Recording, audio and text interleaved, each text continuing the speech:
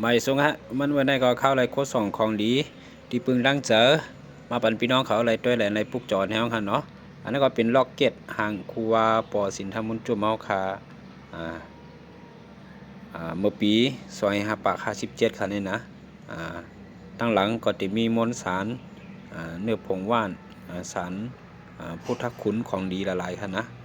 อยู่ไว้ตั้งหลังในคันนะอันนี้ก็เป็นลูกศิษย์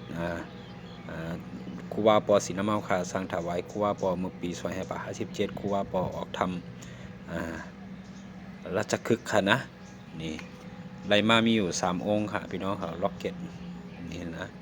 อันนี้นะ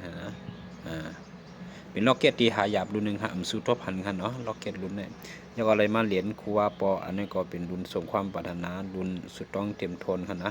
อันนี้เป็นเนื้อต้องเก็บค่ะเนี่ยลงยาสีลำค่ะนะเฮ็ดออกมาอยู่ที่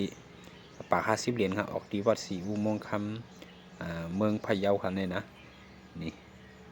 เหรียญ3 มิติหางนี้สปายสวยงามสำหรับพี่น้องเขาสนใจใครปึงความปึงพ่อยบารมีครูว่าปอสินามองค่ะใครเอาซองเป็นดิบึงเกอหลี